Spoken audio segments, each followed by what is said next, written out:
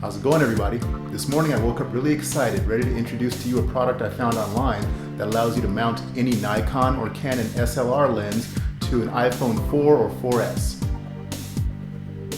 So, I ran across an iPhone SLR Lens Mount Kit last night on the PhotoJojo website for about $250. It appears that they are the exclusive US distributor for the product manufactured by a company called Turtleback, based in Hong Kong.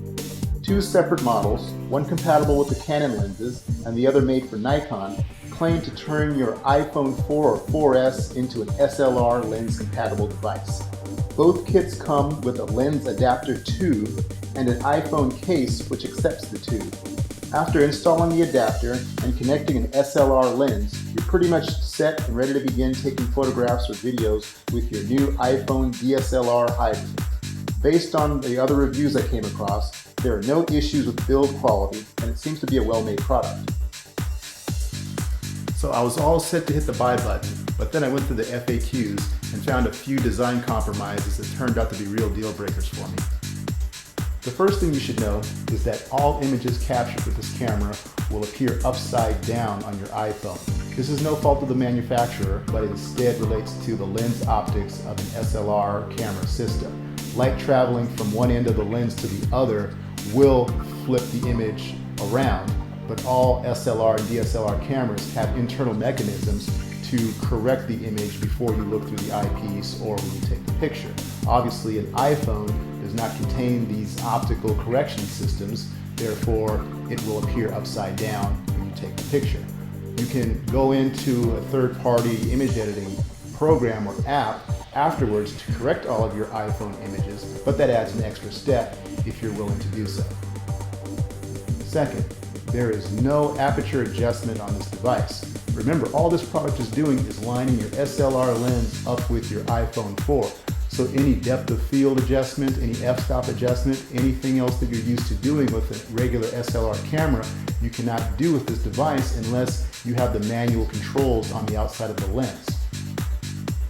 The third and final straw for me with this device was when I realized that in addition to a lack of aperture adjustment, you actually lose between 1 and 2 f-stops when shooting with this device. Meaning, say you were shooting at f2.8, well, f2.8 would turn into f5.6, resulting in a much darker image and maybe even greater depth of field than you were looking for with the particular shot you were making. The manufacturer recommends either compensating for it with your external aperture ring on your lens, assuming you have it, which most modern lenses don't even have an external aperture adjustment, it's all done in the camera, or going into a third-party image editing app to help lighten up the image after the fact, which in my experience, dealing with an underexposed digital image and trying to lighten it up later really does not yield favorable results.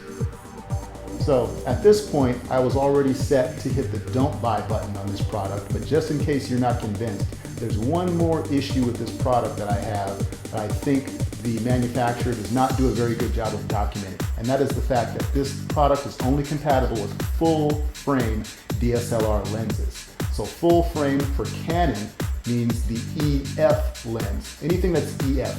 S is the consumer grade or slightly lower end DSLR lens and is not compatible with this particular device. Also on the Nikon side, Nikon uses F mount.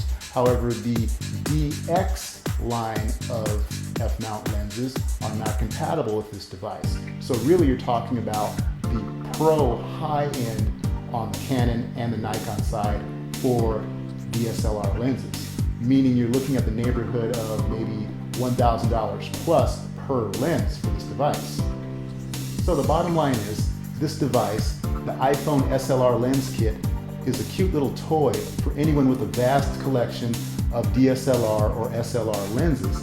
However, anyone with that type of collection would also have at least one pro DSLR camera, which would put any iPhone to shame.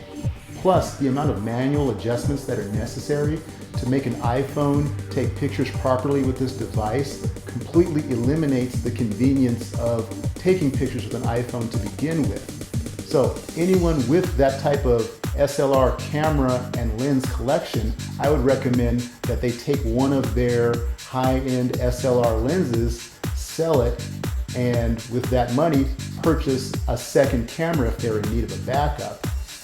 Don't get me wrong, I love the iPhone, but attaching a big lens to it does not turn it into a DSLR camera. Anyway, that's my take. Now if Photo Jojo or Turtlehead think that there is anything inaccurate about my assessment and would like to provide me with a demonstration model, I'd love to conduct a hands-on review. If you have any questions about this review or have some product you'd like me to evaluate, I'd love to hear from you. Please leave me a note in the comments. Until next time, see you later.